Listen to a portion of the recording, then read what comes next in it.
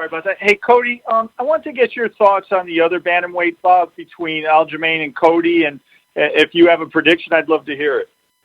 Man, I really don't care about the other bantamweights. Just focus on my fight. May the best man winning those fights, and look forward to future matchups with them in the future, and see how this bantamweight division unfolds after this weekend, and going from there. Cool. Thank you. We will take the next question from Caroline Pierce with BT Sport.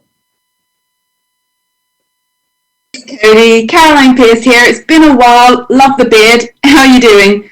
Doing great. Yeah, the quarantine beard. I like it a lot.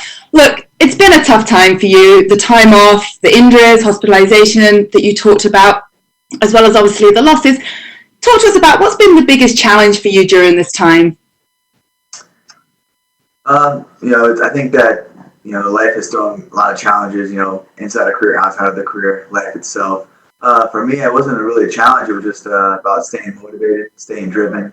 Knowing that life is a marathon, not a sprint. Just constantly reminding myself. You go through these hardships in your life, these hard roads you have to battle up. I knew that losing the title was going to be a hard thing to do, but to regain it was even going to be harder. So I had to just basically, physically, mentally build myself up for what I was able to do. What was able to need to be done to reclaim that title. And I feel like I've battled my demons. I've corrected a lot of my errors, mistakes, things that I needed to do. Got out of my comfort zone, went to New Jersey. Spent time away from my comfort zone and my family, my everything that I've known. So I went coast to coast, and I think this is going to be a huge payoff coming Saturday night. Well, talk to us about that but splitting your time between Team Alpha Male, Mark Henry, Ricardo Almeida. What have they added to your arsenal? Where do you feel that you've grown in that time with that additional work and that change of scenery that you've had? I feel like my coaches from Team Alpha Male, my coach from New Jersey, Ricardo Almeida, Coach Henry, they've added a lot, just with the coaches of Team Alpha. They've all blended everything together, and just, always constantly, each camps have been just reminding me to be myself, do what I am best at is, be a fighter, be an athlete, and, just remind myself to have fun, to fall in love again with the sport, to have that passion, that fire. And I think that's a difference from this fight camp to the last fight camps going in, leading up to the fight, that I'm hungry again. My passion burns everything that's ever have, and just very thankful that fire's back. It sucks to lose it. I love fighting so much that I hate it at times, and every time that I try to walk away from fighting, I feel like I was always drawn back. And this is my true purpose in life, is to be a fighter and use these God-given skills that I was blessed with to provide for my family, to make a better life for myself, to become the best in the world. And just putting the hard work in, and the daily grind is going to be a huge payoff come Saturday. Really can't wait to see that. You must have confidence. You know what you can do with your hands. It sounds like obviously you've been working on the ground game even more as well. Sometimes in the past there's been a tendency that your emotions can both show us great showmanship in the octagon, but also, have got the better of you a little bit. You talked about the psychological work that you've done as well. What does that look like? And is the plan against Asensao, who's not an emotional guy in himself, he's not going to really rile you up, is the plan to sort of taper that a little bit? I have a nice game plan, just be myself in there, just be myself and have fun, mix things up, become the martial artist I know that I am, that I know I've been working on. So just about having fun, man. I'm excited. This whole week, even getting here, it's just felt great to be here, fight week, getting the Reebok gear, the smallest things, checking in, getting picked up from the airport. Like, those small things you take for granted, I think you lose sight of those sometimes. Just excited to go through this journey of fight week and have those feels again, get goosebumps thinking about it, your heart races when you think about the fight. And I think that's a difference, mentally, physically, emotionally, I'm invested in this sport again, if you want to call fighting a sport, but I'm all in, I felt like after I won the title, I didn't set goals after. Obviously, I had injuries. I was more worried about staying healthy and getting healthy. So I wasn't able to visualize what my next plans were, what my next goals were. And that's what I've done my whole entire life, was visualization, manifest my future. And all I could really focus on was just staying healthy, getting healthy, rehabbing through my injuries. And now I was able to have that time to really reflect and just train and get back to the grind. Hard work pays off. That's as simple as that. Hard work pays off. And all of this will obviously be targeted towards Rafael Hassan. So what challenge does he bring to the table, to the cage, if you like? I mean, I have a lot of respect for Hassan Sal. He's been, there's not many WC guys left around, and he's one of those guys that's fought and, been in the top 5, for quite some time now.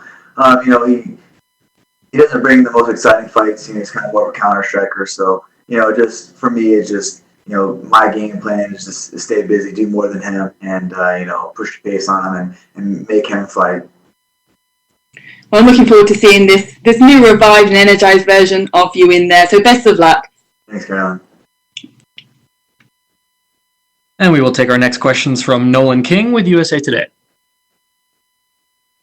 Appreciate the time today, man. Just kind of going off of what was just asked of you. You talked about the mental side of things and the physical adjustments. When you go back and you look at the 3 losses that you had and the changes that you've made, what do you think the biggest adjustment you've had to make coming into this fight is? The hard working,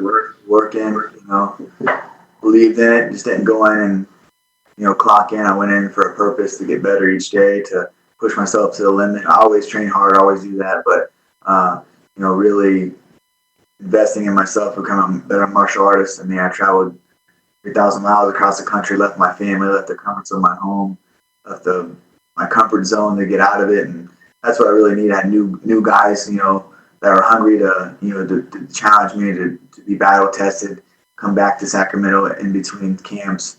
And the same guys, are still battle testing me. And so just getting ready for war, getting ready for that battle and just putting yourself in those tough situations, getting out of your comfort zone and just putting the work in. That's really what's different, no excuses, no injuries, no mental setbacks, no emotional setbacks, just really trying to find peace in my life. My family brings that to me, and knowing when I was away from them, what I was sacrificing, what I was missing out on, just are going to contribute to my success on Saturday night.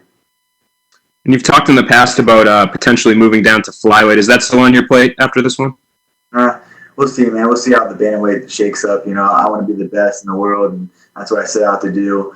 If it's in my cards to go down to 25 and become the flyweight champion as well as the bantamweight champion, then we'll do that. We'll talk with my coaches and managers. But first and foremost, I have a tough adversary in Rafael Sunsal this Saturday. I'm focused on.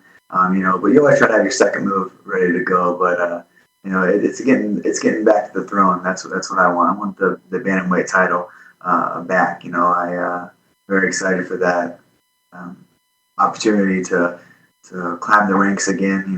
Once a hunter, always a hunter. What do you think the game, like the map to that title shot is? Do you feel like with just a couple more wins here, given your name, given that you're a former champion, you could be right back in that mix? You could be the one fighting for the title? Just go out there and be myself, go out there and fight the way that I fight, put on performances, starch people, first, second, third, fourth, whatever round I have to do it in, just cool, calm, and collected. Just really show my growth. I look at it as like a lot of people look at a loss and failure or setback as, no progress, but for me, it was like I've had to learn the hard way my whole entire life. And I feel like I won the title at 25. I was 25 years old, 11-0 world champion. I lost it early, and I feel like I'm still, I'm in my prime yet. I'm 28 years old. I feel every day I'm getting better as a martial artist, as a human, as a man. So I just feel like my best days are ahead of me, and just knowing that life's a marathon, not a sprint. So whatever it takes to get back to that title shot, to become a world champion, I'm mentally, physically, and emotionally prepared to do whatever it needs to be done. Good luck Saturday, Cody. Appreciate the time, man. And we will take our next set of questions from Mike Heck with MMA Fighting. Hey Cody, as you know, in the sport, especially hindsight is a fickle beast, and you sort of alluded to you got pushed pretty quickly. You became a champion in just 4 years as a pro after just 11 fights. If you could do things differently and get yourself out of your comfort zone, like you talked about, and learn these lessons a little earlier on, would you do it, or is this an important part of your story and your journey? Yeah, I would never change anything in my life. I feel like whatever stage you're in or whatever you're going through, you're going to grow through. I truly believe that the Lord puts you in places in your life for learning experiences, setbacks, success. Like, are you prepared for the success that's going to come with a win? Are you prepared what's going to have to be done with a loss? And I've battled my demons. I faced myself. I faced my insecurities, my setbacks, and really studied those, and really like, all right, it's on me to turn this around. It's not any coach, any teammate. It's on myself. And just being real with yourself and true with yourself and what needs to be done. And that's just putting the hard work in, grinding completely in every facet of every martial arts discipline you need to do. You need to work on this, you need to work on that. And just becoming a better martial artist is what has really changed my eyes. Going to Jersey has really been a blessing for me. I hate change. Change in my life is I always was like, I'd come home from school, my mom would move the furniture around, and I would really get physically sick because it would change. So sometimes, I think that we look at change as a negative reflection in our life, but some change is good. This has been good change. A little bit of insanity. If you can go in there and do the same, kind of game plan or same approach to the fighting like I have, that's insane.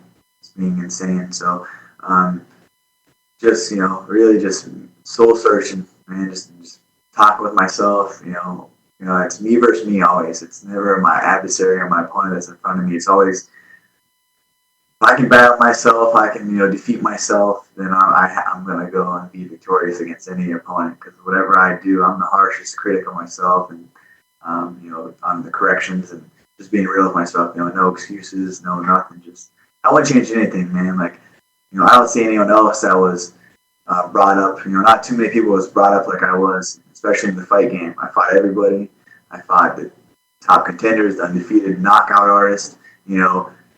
8-0s, the 21-0s, Almeida, starched them. Everybody they put in front of me, knocked them out.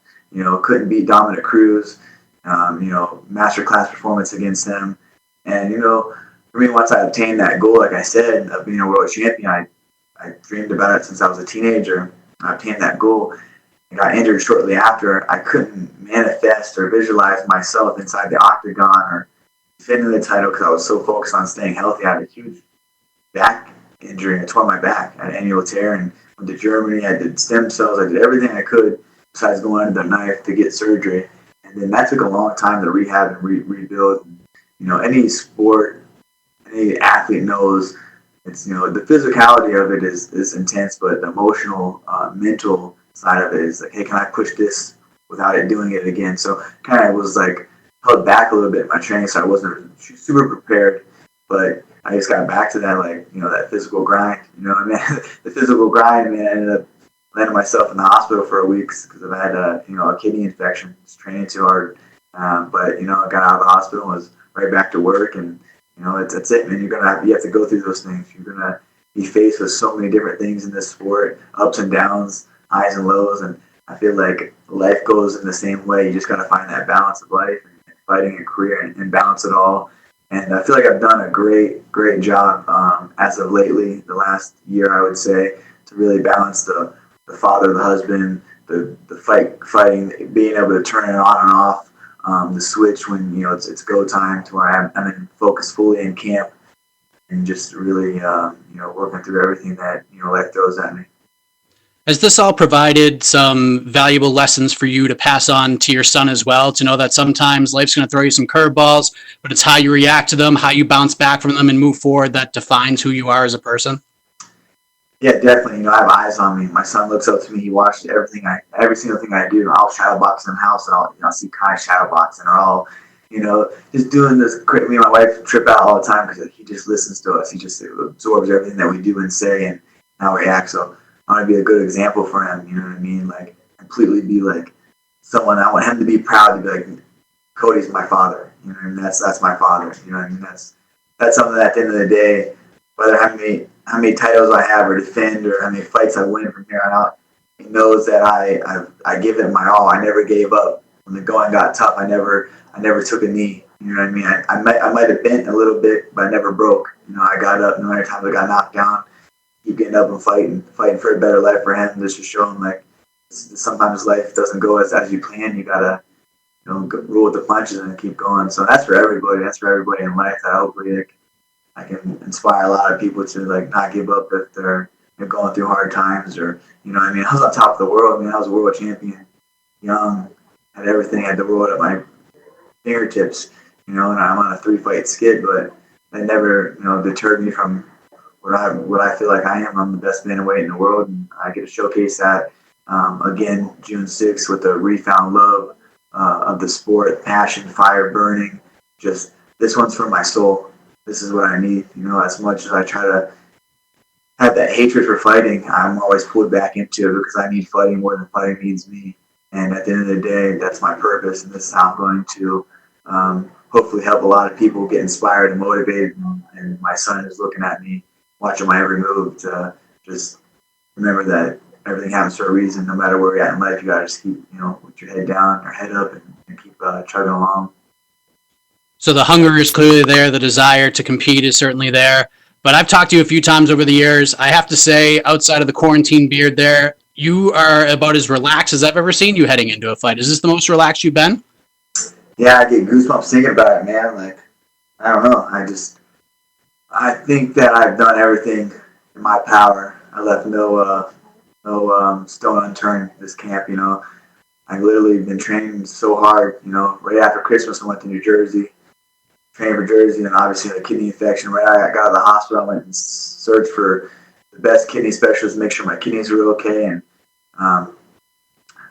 just got back to work. I didn't want to let it all go to waste. No matter what I was going through, just grinding through all the bullshit. There's a lot of bullshit that life throws at you, and you just gotta grind through that stuff. And as simple as that, I know I said it in the past interview or the past question, is like hard work pays off. You just always gotta remember, hard work will always pay off. You can be the most talented, the most gifted, the fastest, the strongest, whatever. If you're not working hard, you're not gonna get the results you want. And that's all you have to do is just grind. Nobody cares about your excuses. Nobody cares about what happened yesterday, today, what you have going on next week. It's about what's going on. Or did you put in enough work for this camp? Did you put in enough time to go in there? If Rafael's going to give me my best pace, he's going to be able to withstand everything that I am. Am I able to do enough in him to win this fight? And I just know that I've done that. I know that I can go in there and put him in deep waters and drown his ass.